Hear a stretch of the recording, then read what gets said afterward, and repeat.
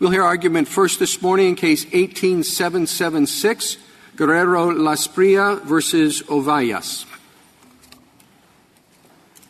And Attorney General Barr. Mr. Chief Justice, and may it please the Court.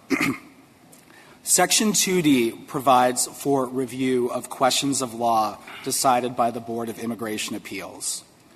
I'll start with where we and the government agree. At minimum, courts may review whether the Board identified the proper legal standard. The government agrees. For this review to be meaningful, and not just a requirement of correct boilerplate, courts must determine whether the government used the proper standard. Again, the government agrees. Review extends to whether, quote, the Board actually used the wrong standard.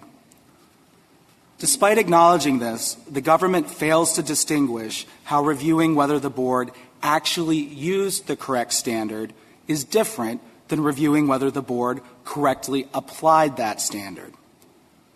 In our view, these inquiries are effectively the same. They use the same tool, applying the correct legal standard to the facts. To the extent there is a difference, the government does not provide a test for telling them apart. Jurisdictional rules need to be clear. But the government does not explain how courts decide whether the Board actually used the correct standard. Our rule is clear. There is no judicial review over historical facts, but there is review over their legal significance. The Court should adopt this construction for three reasons. First, it accords with the essential premise of judicial review, which the statutory text has unmistakably established. Second, it is necessary for Congress to have fully responded to St. Cyr. And third, it is a clear rule which is crucial to establish the boundaries of jurisdiction. Turning to what Congress needed to do in order to fully respond to St. Cyr, there are at least four separate points that illustrate Congress had to create jurisdiction for the application of law to fact. Well, before you get to that, I wonder if you have not read too much into the government's statement that that under their theory it would be permissible for a court to review not just whether the Board articulated the right theory, but whether it actually used the right theory. When I read that, I thought what they were saying was that review would extend to those perhaps rare situations where, although it was in response to your argument that if the right standard was merely mentioned, that would be sufficient. And I thought they were just saying that if it was clear that even though the right standard was mentioned, you could see that that was not at all what was being done, that there would be review there. So I thought that was a very narrow exception. So the difference between what I understood them to be arguing and your position was considerably larger than what you suggested to start out. Well, as Your Honor suggests, I think the government does agree that if the decision of the Board on the face invokes the correct standard, but a reasonable reader of that decision would appreciate that that standard was not used to actually decide the case, that there would be judicial review over that. Once the government agrees with that, which I think they must, otherwise it's judicial review in substance, or not in substance at all, only in form. Once the government agrees with that, they haven't actually articulated how that test differs from applying law to fact. And our point I is think it's like a sham. It's a sham exception. So if that's really not what's going on, that they're not really applying the right theory, the theory that they claim to apply, there would be review in that situation. That's how I read it. Now, Mr. Liu can correct that. I think a few things about that. First, I think it's very difficult to distinguish what it makes for a sham articulation of the standard versus not actually looking to determine whether it was properly applied. How do we determine if it was a sham? You consider what the right standard is. You consider the facts. And if the facts turn out to be a textbook application of that standard, but the Board reached the opposite conclusion, you would find that it was a sham. But there's a big difference between your two positions, and it has to do with the application of the legal standard to the facts where the legal standard requires a considerable exercise of judgment, as it does with equitable tolling, where you have to determine whether there's due diligence or exceptional circumstances. You would say all of that can be reviewed. Well, Your Honor, yes, but I think to the extent there's a difference, if there is a difference, it's a difference in degree, but the government doesn't provide a way to distinguish between when the degree is sufficiently enough to say that the standard wasn't actually used. But the other problem with this is if that is the test that the government advances, it has the effect of merging the underlying merits of the inquiry with the jurisdictional analysis. The end result would be there would be jurisdiction if the decision of the board was really, really wrong, but not if it was a little bit wrong. And so that result would be that you'd have to do the merits inquiry to figure out even if you have jurisdiction over the case. Well, suppose we take their principal argument, which is that this applies – the only thing that can be reviewed is a pure question of law. All right, that's a clear rule. Is it not? Yes, and I don't think they actually stick with that, but that would be a clear rule, yes, Your Honor. Okay, and under your interpretation, what is the difference between the degree of review that is permitted in the case of a criminal alien and the degree of review that's permitted in the case of a non-criminal alien? So it's very slight, right? I don't think so, Your Honor. There's a very substantial difference, and that's that there's no review over all of the factual determinations that are made. And there are very substantial factual determinations that are often dispositive of removal cases that are made throughout these proceedings. And those would not be subject to judicial review. But those are all made under a substantial evidence standard. It's a highly deferential standard. So I take your point that there might be a few cases that would come out differently, but it would be rare, wouldn't it? I don't think it would necessarily be rare, Your Honor. I think there are many cases where courts of appeals under substantial evidence review still reverse the factual findings. But what we have here is we have a statute 2D that was written far after 2C. And the reason that 2D was written on top of 2C was as a response to what this Court held in St. Cyr. So I think to understand what Congress was trying to accomplish in 2D, it's important to understand what Congress needed to do in order to respond to what this Court held in St. Cyr. Could I take you off? I'm sorry. You keep on wanting to talk about St. Cyr, and we keep wanting to talk about other things. But before you get to that, throughout your brief, there's this idea that really mixed questions of law are pure questions of law.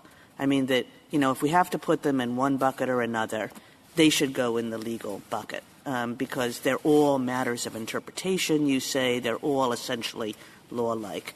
But, I started looking around to think about some of the other questions that your view might suggest as a law question. And so here are just a few that I came up with.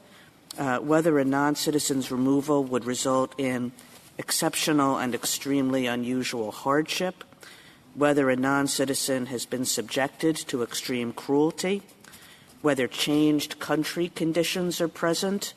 I could go on, but all of these, if you just sort of look at them and say, what is it mostly going to involve, it seems as though most of those questions are going to mostly involve fact-finding.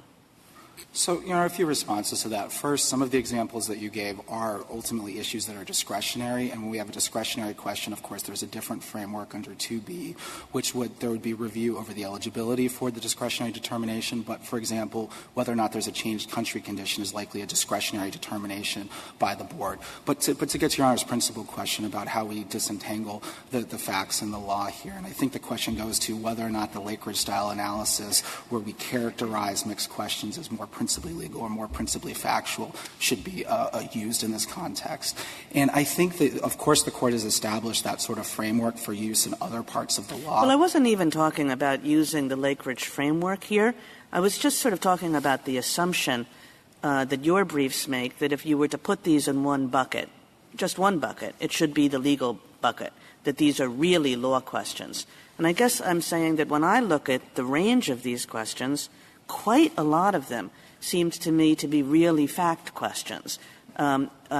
Cases where it's not only the finding of facts, but it's the weighing of facts, the making credibility judgments, the weighing, the balancing of different facts against each other, that sort of thing. Well, so, Your Honor, I agree insofar as what the board is doing is finding historic facts or finding credibility or adding historic facts to make other judgments about historic facts or predictions about future facts. Those sorts of factual determinations are things that there would not be jurisdiction under 2D. What our point is once those historic facts have been found and then a legal standard is applied to those facts, that aspect of the mixed question is legal. So, and let me try to clarify our briefs. We think in every mixed question, by its definition, there is a legal element and there is a factual element. And so sometimes it's true the factual element will be far greater than the legal element. But our point is that 1252 creates a structure where there is judicial review insofar as there is the legal element of the mixed question. And that unlike what happens in other contexts where those two are put together and there's a single standard review provided, the structure that 1252 creates is the courts disaggregate the legal findings from the factual findings, and they have to set those aside. So all of the examples Your Honor provided about the factual findings we agree are not reviewable, but to the extent there's the application of a legal standard or considering the legal significance of those historic facts, that is where the board is doing legal work and there is judicial review over that as a question of law. I was Section thinking 2D.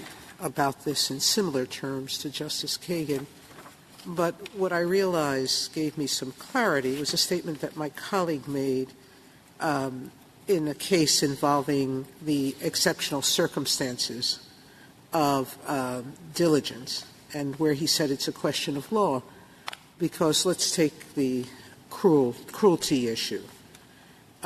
Whether a punch is cruel or a knife wound is or a threat to family is, all of those are facts that can be found by the BIA or a finder of fact.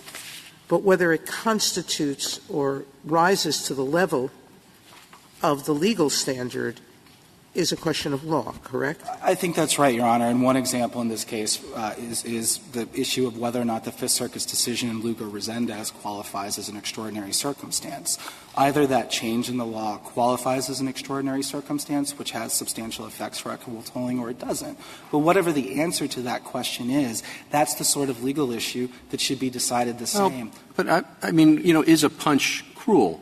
I mean, obviously, in the abstract, it could be anything. However soft it is, to the extent it's an offense to dignity, or I mean, wouldn't one thing to do if you're trying to figure that out to be look at the range of legal decisions, determinations that said this conduct is cruel, this conduct is not, this conduct is cruel, and I don't know that that makes it any easier to characterize. Well, I think, Your Honor, the Court has found that it is relatively easy, although they're always line drawing, but the courts are well equipped to be able to distinguish between where historic fact ends and legal conclusions begin. That's something that courts have to do every day of the week when they resolve 12b6 motions, for example, where Iqbal and Twombly instruct the courts you set aside legal conclusions that are within a complaint. So I agree. We do know that Congress meant to restrict the Court of Appeals review of orders of removal of criminal aliens.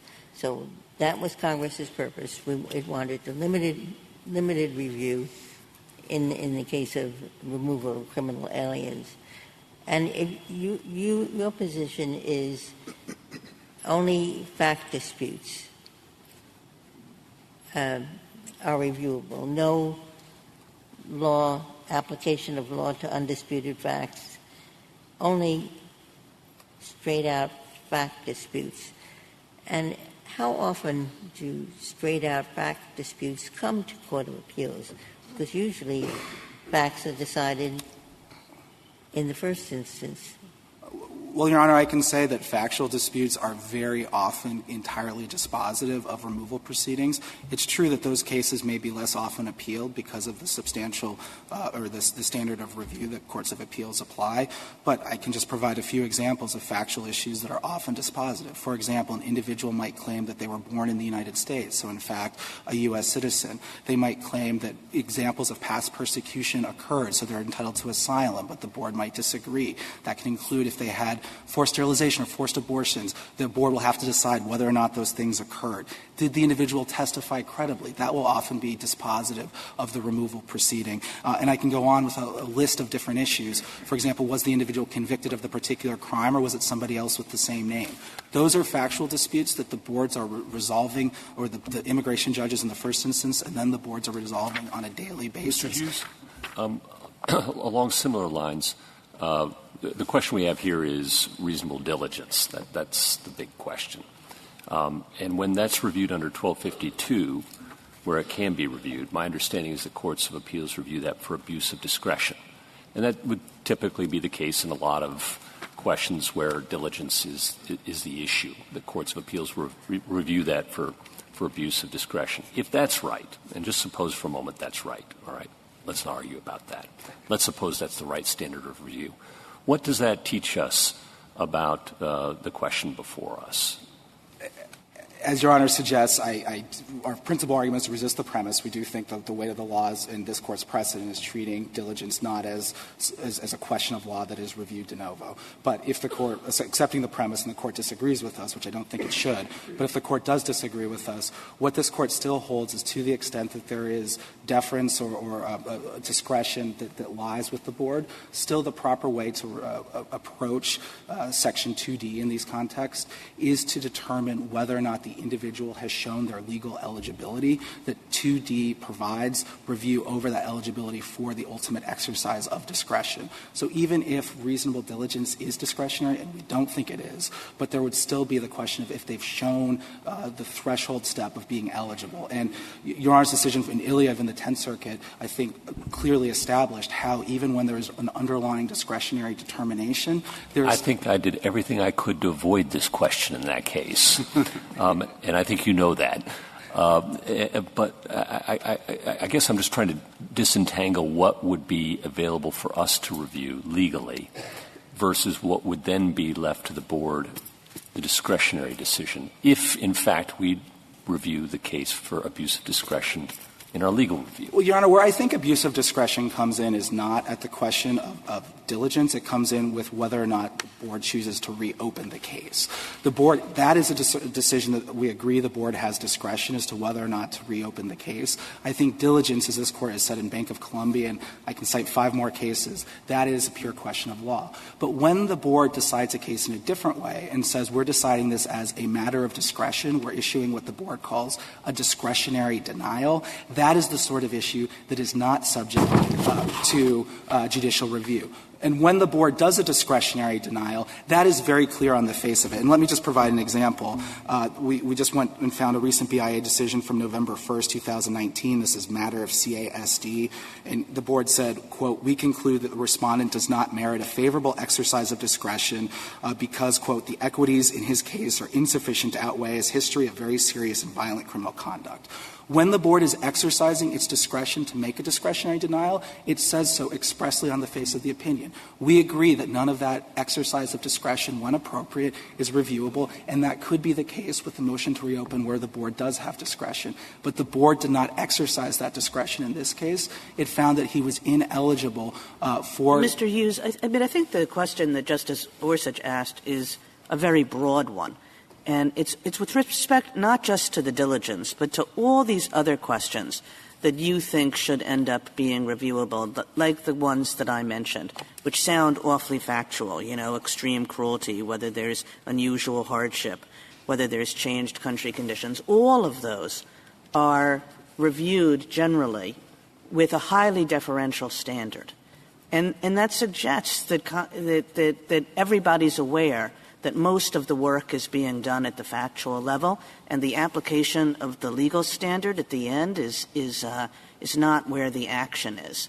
And given what Justice Ginsburg was saying about Congress's intent here, which was pretty clearly to withdraw review power from large categories of cases, except the ones that were principally legal in quality, you know, why doesn't that suggest that you're putting too much in this reviewable basket? Well, Your Honor, to the extent those questions, as you say, are driven principally by the facts and the legal work is only doing a little tail at the end, then that would be true on appeal as well. The legal work would not be doing a whole lot, and the decisions might be established by the facts that would be found by the board and would not be reviewable. But let me provide an example where I think it is heavily factual, but I think we would say that the review would be a question of law.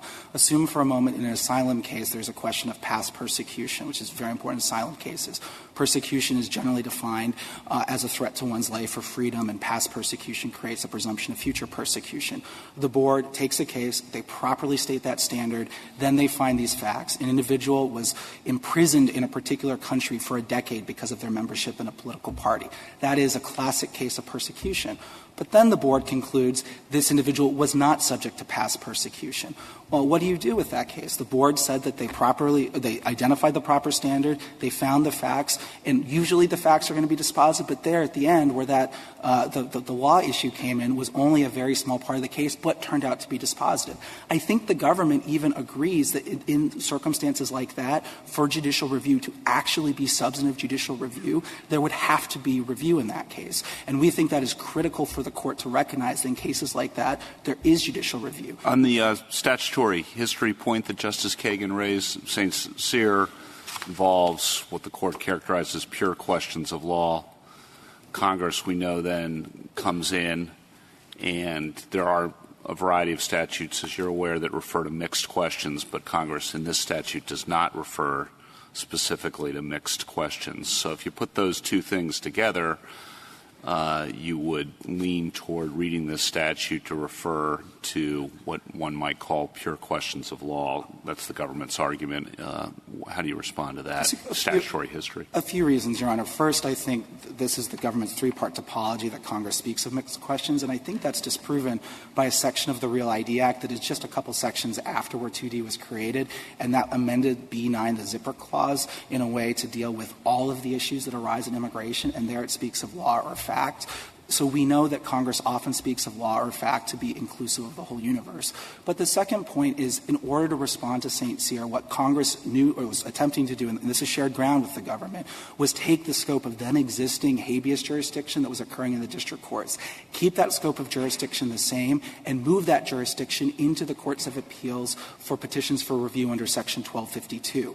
The evidence there is unanimous that 4 courts of appeals following St. Cyr had looked at that decision and addressed the scope of jurisdiction. All 4 courts had found that there was decidedly jurisdiction to resolve the application of law to fact. If Congress had not had 2D sweep to include applications of law to fact, that habeas jurisdiction that had been recognized in 4 separate circuits would have been retained. And then a final point on the history there, Your Honor, is that earlier drafts had included the term pure questions of law. That drew a specific objection from commentators during the markup process. And after that objection to the word pure was lodged, Congress then struck that limitation in this court. But they said that was because it was redundant. But that was in the conference report, Your Honor, and if this Court is going to look to the conference report, where I think this is an area to be skeptical because what Congress actually did is far more probative, but if the Court looks to the conference report, I think you look a couple sentences later where the conference report says what happens with mixed questions, you review to the extent they're legal elements.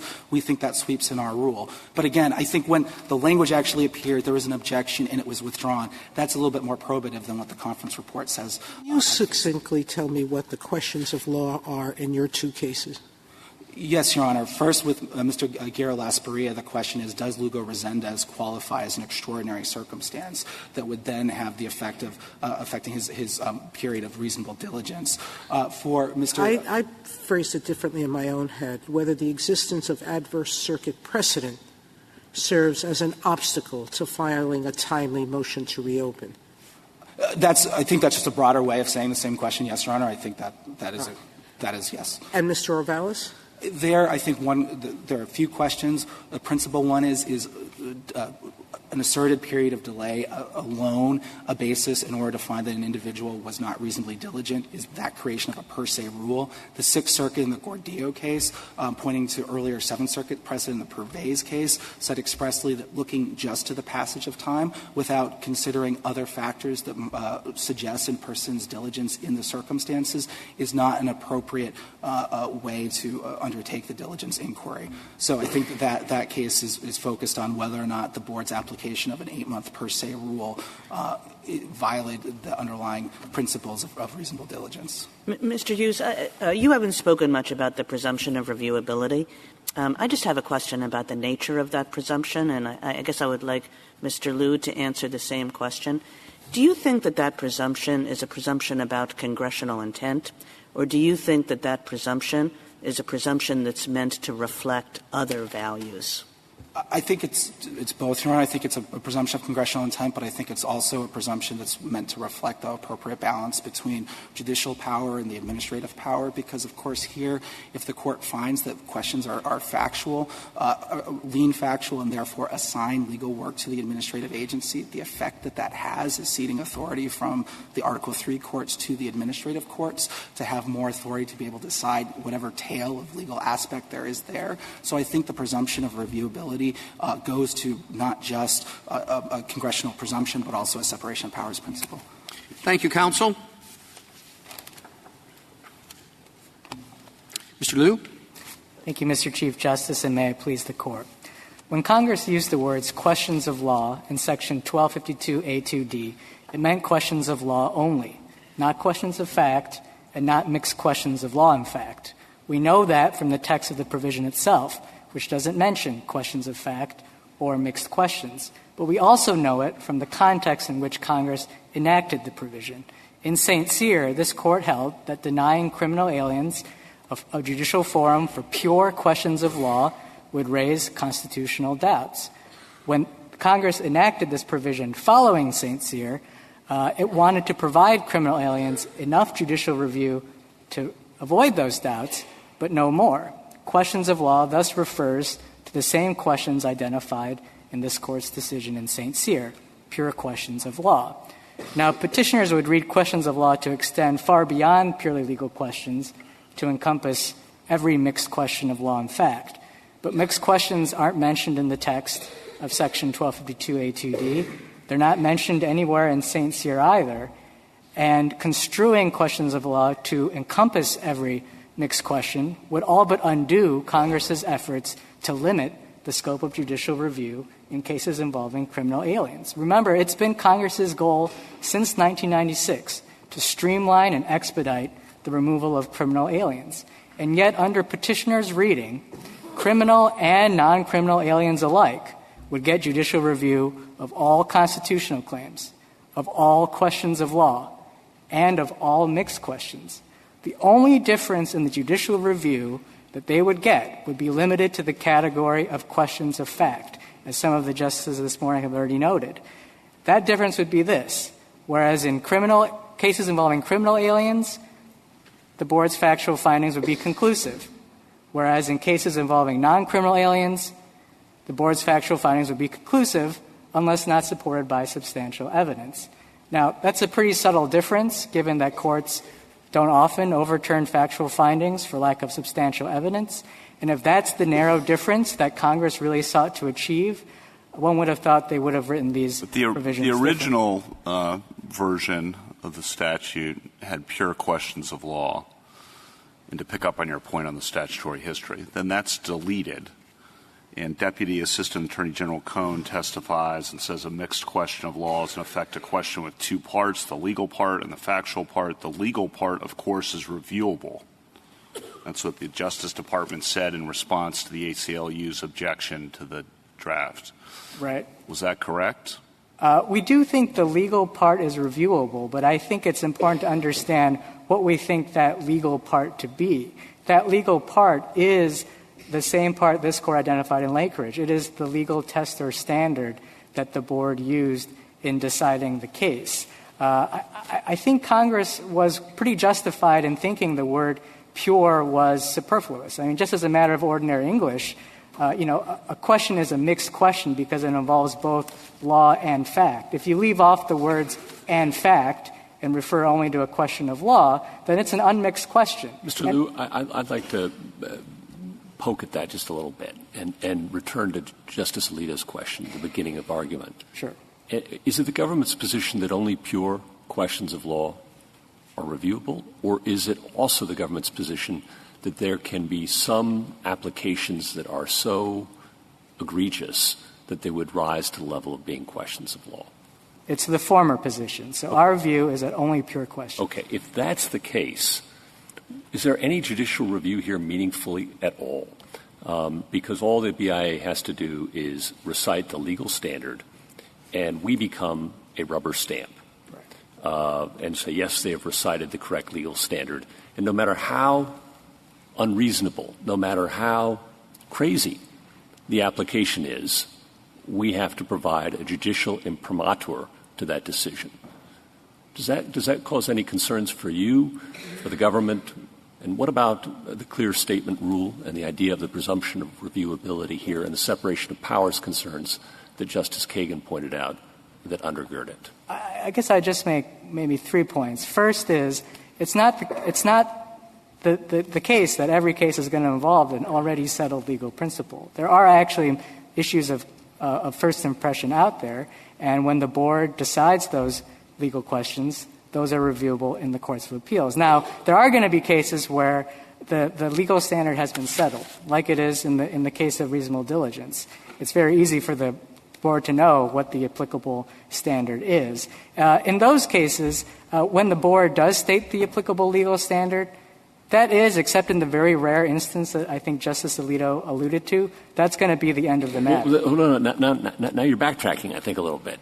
Is it just if they recite the legal standard, the pure question of law correctly were done, or is there some further review by the court available for completely crazy applications? And I think I've heard you go both ways on that, and I'm just trying to. No, I want to give you. Maybe I can illustrate it with an example. I mean, just before we get into examples, if you could just firmly answer the question. In our view, the court can never review an application of law to fact. All right. Never review that. What it can do is make sure the board used the correct legal standard. So if the board says the standard for equitable tolling is reasonable diligence, but then it goes on to cite cases from a bygone era where the standard was maximum feasible diligence and says, we're going to apply this case there, apply this case there.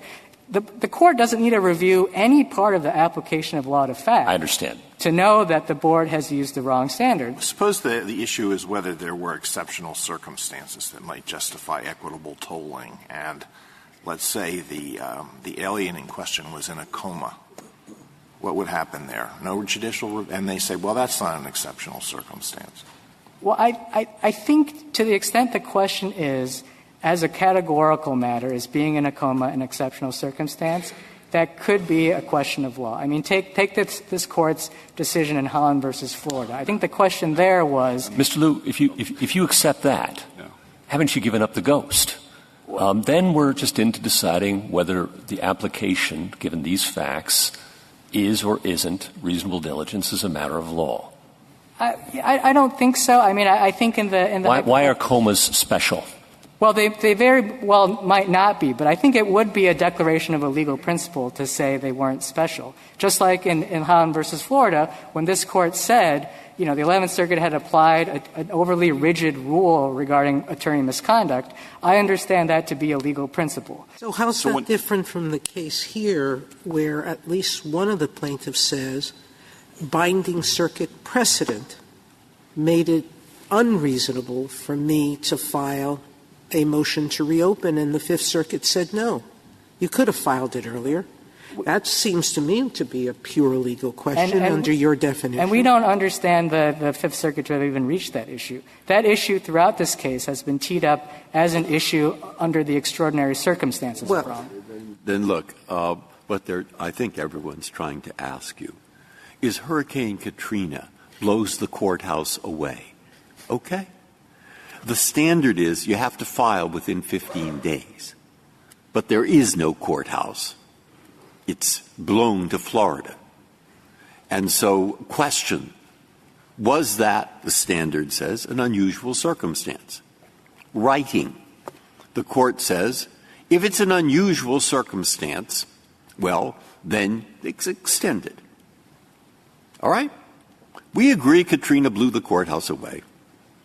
But that isn't an unusual circumstance. Now, no review. Isn't that? I mean, that's what we're trying to There's find no out. review. And no review, but my goodness. If we look at the cases, I mean, then you've taken from the attorneys for the person who's trying to get review any kind of check through appeal on the action of a district judge. Now, I think it's pretty hard to find statutes that do that in a country that has a presumption of judicial review. I think it's pretty difficult to read St. Cyr as saying that when Congress made statutory what it thought was the standard of St. Cyr and included review of mixed questions of fact and law. So, I mean, if that's actually your position, it's unbounded. And I don't get that. I think to determine what is reviewable and what is not under our position, you look at the type of analysis that's required to evaluate that claim. So there are going to be certain claims that entail only a purely legal analysis. You look at the statute, you interpret it. There's no need to have recourse to the particular. How is the Katrina hypo different from the coma hypothetical? You said one's reviewable and one's not reviewable, I think, if I heard you correctly. Well, I think it's because to answer the Katrina hypo, we would need to know more about the circumstances surrounding the storm and the particular circumstances of the litigant in trying to overcome. What would you like to know? I'll tell you, the courthouse is in Florida. And the litigant, by the way, has never been able to walk more than 1 mile, and his car has been blown up. Right. But this is exactly my point. I think those facts are extremely helpful to answering the question. Oh. And it's because I need those facts to answer the question. You do? I thought that your answer was that at some point the factual mistake becomes so egregious that it reflects a misunderstanding of what exceptional means rather than a misapplication of fact, which, correct me if I'm wrong, because that does lead into Justice Gorsuch's concern that, you've kind of given up the game because then it's just a question of how exceptional is the fact. Right. Now, which begins to look, and once you say that, it begins to look like your standard application of law. Right. And Mr. Chief Justice, I wouldn't draw the line in terms of how egregious the error is. I think that does invite the sort of review of the application of law to fact in order to determine whether there's been an error of law. I think that's sort of a reverse engineering end run around the statute. What I really mean to say is if the question can be answered through purely legal analysis, then it is a pure question of law. Well, all right, here is the difficulty. That, I think, is really a difficult question. I didn't think the other that I asked was so difficult. But this one, I think, is. I mean, I learned years ago that you can absolutely distinguish the factual part of a mixed question from the legal part. And I also learned that no class is able to grasp my clear understanding of that. I also learned that there are many lawyers and probably even more judges that find that difficult. And there are many cases that are mixed up in that respect. Is it a coerced confession? Was there, in fact, there are loads of them. Okay. Now, the difficulty is that sometimes it's important and sometimes it isn't. And sometimes it's easy to separate out and sometimes it isn't. And so rather than produce just a confusion in the lower courts and in the bar by saying the legal part is but the factual part isn't, why not read this as saying when they say questions of law, they mean to include mixed questions of fact and law and leave it at that, just as St. Cyr did, just as those statutes you quoted did, and that's the end of it. Everyone can understand it. And, of course, if the district judge has discretion, well, then the right question of law will be, did he abuse his discretion? Right. Justice Breyer, we just don't think that's consistent with the text, the history of the text says questions of law. And I can find statutes that use those words, and they clearly mean both. As they say. I think that the best reference point for what questions of law means is 1254-2, which this Court itself has applied in a pretty principled way to distinguish pure questions of law from mixed questions. I mean, identifying pure questions of law is something appellate courts are quite used to doing. Now, the phrase questions of law is like the term jurisdiction. It's used it means lots of different things. It's used sometimes rather sloppily, and it's asked for different purposes. So I don't get anything out of the arguments on either side about what is meant by questions of law in general. The question is what Congress meant here. I think, anyway, that's just a... I think it's fair to look at the context in which Congress wrote this statute. As I said at the outset, I think the context here points in a very clear direction. I mean, this was a Congress whose primary policy preference was to give criminal aliens no judicial review at all. Yeah, and I think you have to bite the bullet on the issue of the hypotheticals about the comatose alien or the alien who can't file because the courthouse has been blown away by a hurricane. If you posit a lower-level decision-maker who's either a monster or an idiot, then, of course, you're always going to think that there's a case for judicial review. Whenever judicial review is cut off, you open up the possibility that there's going to be a decision that would otherwise be reviewed that seems really, really wrong. Yeah. So you have to make the argument that this is what Congress wanted. And why would they have wanted that in this situation? And I think they would have wanted that because their goal all along since 1996 is to expedite the removal of criminal aliens. I think it's exactly... Well, they expedite it, though, by moving it to the Court of Appeals and taking the district court out. So I think that's half the equation. I think part of the expedite... I mean, that's a year or more, in many cases that's cut out by doing that. So that's significant saving of time. But I think that's only half the equation. The other half is in the types of decisions that the courts of appeals would have to engage in. And under my friends... On that, on the context point that you were just referencing to, what about 1252b9? That seems important. That's amended in the Real ID Act, and that refers to a universe where you just have questions of law and questions of fact in this statute. And if you look at that, it doesn't refer to mixed questions separately. The only thing excluded, arguably, the argument goes, is questions of fact. Well, everything else is a question of law and thus reviewable when you combine this statute with B9. I think B9, which refers to all questions of law and fact, is just a natural way of referring to all three categories. I mean, we are talking about questions of law, mixed questions of law and fact, and questions of fact. And so to refer to all three at once, I think it's quite natural to say all questions of law and fact. I think that's... No, I'm sorry. I was just going to say, I think that's all the zipper clause is doing, and I think the language there fits naturally with our argument. Mr. Liu, there is no question that we have a presumption in favor of judicial review, correct? Yes. Now, you said that's a way of divining congressional intent. I don't actually think that, because I think it's much broader than that. It has to be a presumption that we will avoid what St. Cyr pointed to as a constitutional problem or a statutory problem, because St. Cyr was saying very clearly the issuance of the writ was not limited to challenges to the jurisdiction of the custodian, but encompassed detentions based on errors of law, including the erroneous application or interpretation of the statute. And so if we take that statement with the presumption, we know that Congress wasn't intending to remove judicial review altogether. It put this in the Court of Appeals, as Justice Kavanaugh pointed. I'm not sure where I get the presumption that it was going to cut St. Cyr's concern in half by not including the application of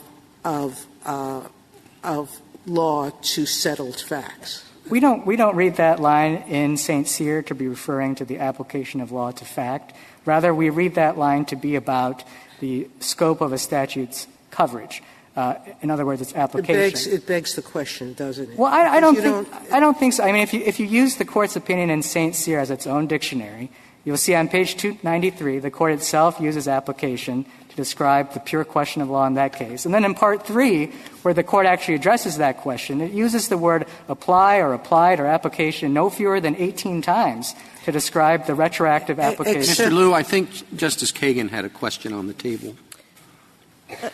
Have you finished? Yeah, sure.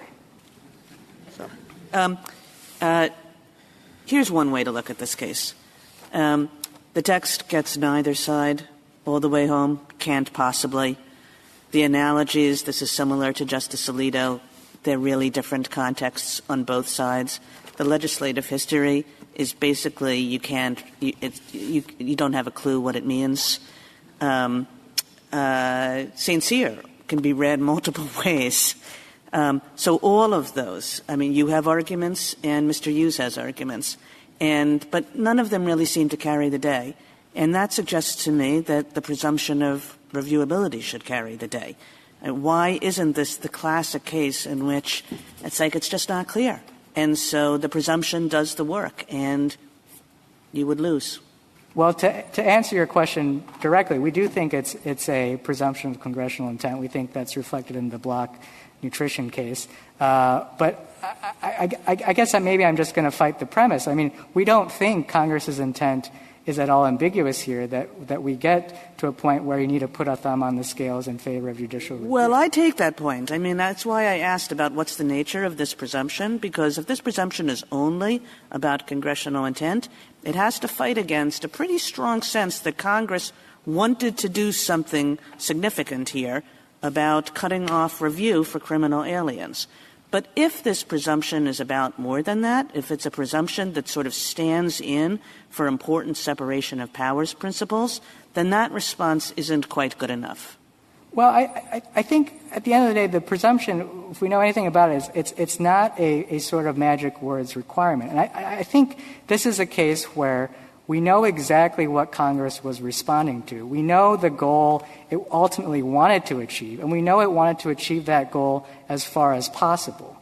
And I think there are good structural reasons to think my friend's reading is wrong. The one is what I said at the outset, that under my friend's reading, there really would be no meaningful difference between review in cases involving criminal aliens and review involving non-criminal aliens. And but I suppose that you take that presumption, very interesting and deep question that I have, and maybe you have a view on this. I have always thought that it is really basic. It is the presumption that assures every person in the United States of America that this government will not harm that person in ways that are unlawful, unfair, arbitrary, capricious, unconstitutional, or an abuse of discretion. And that if you want to have a country that has a government that is under control, there is no better way. I'm not saying judges are perfect, but that separation of powers is designed to provide a check. You see how basic I say it is? And I think the separation and what do you think? I don't think the separation of powers is a concern for us. I mean, what Congress has done in this provision is preserve judicial review over the most important questions. Well, I don't think that quite gets to Justice Breyer's question, in fairness. Forget about the statute. Isn't the presumption pretty ancient, really? I mean, it goes back to the common law, that the king can't act arbitrarily without some check, some review, some opportunity to be heard by citizens. Isn't that where the presumption really comes from? And isn't that pretty fundamental to the separation of powers and due process and those considerations? I don't dispute any of that. What I would say is St. Cyr cashed out all those concerns in its constitutional okay, but you'd agree, though, that the presumption itself has those roots. That's fair enough, Justice Gorsuch. Absolutely. But I would think that when Congress makes its intent clear that it wants to foreclose judicial review in those circumstances and go up to the limits that this Court identified, the constitutional doubts that this Court identified in St. Cyr, that Congress is able to do so. But Congress knew about this. We know that from the ACLU objection and the back and forth into the deletion of pure. And Congress could have easily written a statute that said review of questions of law, no review of facts or application of law to fact. and it had used that kind of phrasing in other statutes, that would have been the clear language that I think you're looking for. I mean, I think that language would have been equally clear, but I think Congress thought all it was doing was tracking this Court's concerns in St. Cyr, which were focused on the availability of judicial review for constitutional claims and pure questions of law. Now, I think the problem with my friend's position is it would reduce this difference, and his only safety valve is to say, well, some of these mixed application decisions would be discretionary and therefore not reviewable. Well, that's just not how the statute works. I mean, I think he's relying on 1252A2B, which does say that discretionary denials are unreviewable, but the questions of law preservation, the saving clause here, applies equally to 1252A2B. And so I don't think that's a solution to the problem. You see this play out in the Ninth Circuit, where they've read questions of law to include every mixed question of law and fact.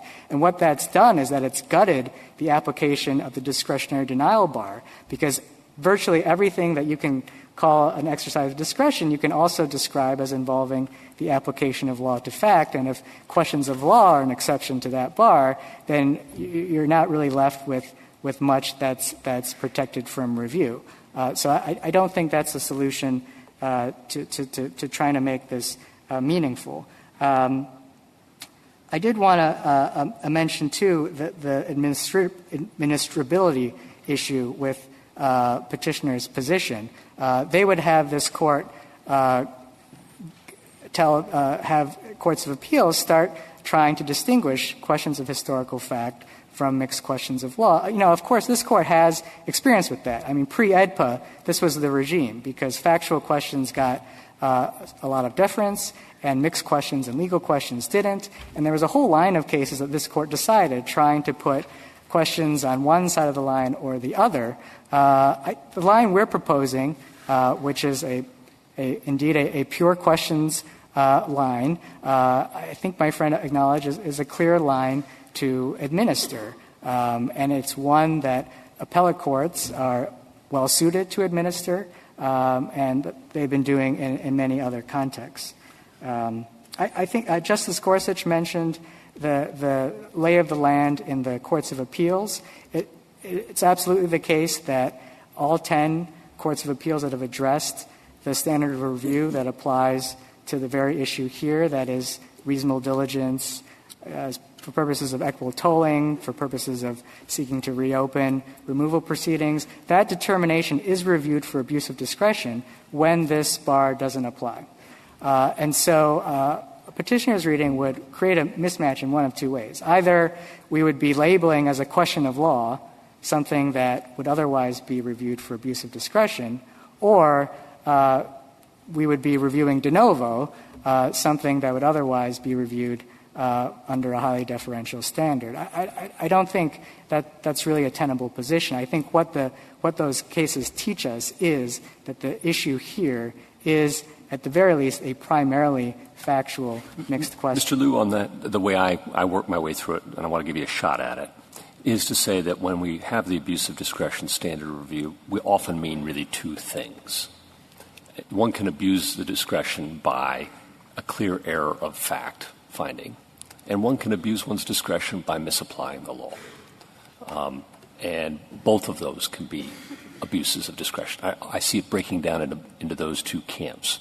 And when I'm applying the abuse of discretion, when I used to apply the abuse of discretion standard review, and the facts were agreed upon, it then became, in my mind, a legal question, much as it would at summary judgment or 12b-6, whether these facts, as given, rise to the level that the law requires. Now, I know you don't agree with that, so have your shot at it. Well, I think that inquiry is still requires a great deal of exercise of judgment on behalf of whoever is conducting the inquiry. You are taking in all the historical facts. You're looking at them as a whole. You're balancing one against the other. There are judgments made throughout the process. So, you might label it one thing or the other, but I think when you get down to what the actual nature of the inquiry is, it is one that's bound up with the facts of the case. And I think the teaching of this Court's opinion in Lakeridge is that there is a part of a mixed question where you can't unwind the factual and the legal parts. That is, there is a part where they are so intertwined that the best you can say is, well, this is either primarily factual or primarily legal. It's those mixed questions that I don't think Congress was trying to give judicial review of, because if that were the case, there really wouldn't be any difference between the review that the criminal aliens got and the review that the non-criminal. You've mentioned St. Cyr, and Congress was just responding to that, but isn't it true that the courts of appeals in the wake of that decision reviewed mixed questions before, so after St. Cyr, before the Real ID Act? Well, only 4 courts of appeals did. I don't think that's a broad enough consensus for this court to apply any sort of. Congress indicated it was, at least a committee indicated awareness of those decisions. I don't think that's right. If you look at the passage of the conference report on which petitioners rely. Well, put aside that. Is it go back to the courts of appeals decisions? They had reviewed mixed questions. Yeah. In that interim. 4 of them had. That's far from the sort of consensus I think Congress was focused on. There's no indication Congress was aware of those decisions, and all those decisions rested on a reading of one line of St. Cyr, which, as I said, is mistaken. I mean, even if you look at the decision cited in that line, it's footnote 18, you'll see that each of the sources cited involves a pure question of law, that is, a question of statutory construction. So I don't think the word application can bear all that weight. Thank you, counsel. 5 minutes, Mr. Hughes. Thank you, Your Honor. I'll be brief. Our first point is that because Congress created judicial review, that review must in fact be substantive. It is not just review over whether or not the board wrote down the right boilerplate. We think that's an important starting point, and when Congress created Section 2D, it must have meant for more than just whether or not the board used the right statement of the standard. It must include whether or not that standard's used. The second point is jurisdictional rules, particularly rules like this that are often applied, have to be clear. There needs to be clear direction to the courts of appeals as to, at the outset of a case, when they have jurisdiction and when they don't have jurisdiction. The rule we've offered provides the court a clear test. The government, by contrast, if we set aside its extreme position, the position that would be you look at the boilerplate only, there is no test the government has offered as to meaningfully distinguish between whether or not a standard was actually used and whether or not the standard was correctly applied. Because the courts need clarity, we think the rule that we offer is by far the most suitable and an appropriate rule that will allow courts to adjudicate these cases as they arise. Third and finally, if there is any doubt here, I think the presumption of judicial review is quite important. This does bear not just an underlying congressional intent, but core separation of powers principles.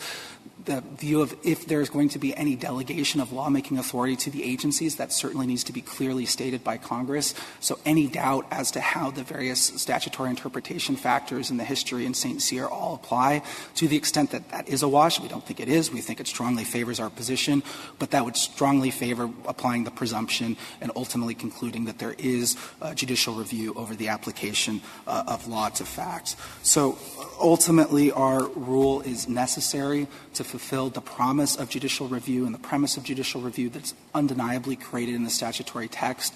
It's also required to be a fulsome response to St. Cyr, as the cases in the wake of St. Cyr, as well as the pre-1789 cases that we identify in our briefs, make clear. There would be substantial suspension clause problems if if Congress had not, in the Real ID Act, included the application of law to fact. But then finally and ultimately, our rule is the one that is clear, that is manageable, that gives a workable test for the lower courts that will be applying this hundreds of times each year to know where jurisdiction starts and stops. And it's the one that's ultimately true to the presumption in favor of judicial review in the event of any ambiguity. Thank you, Your Honor. Thank you, counsel. The case is submitted.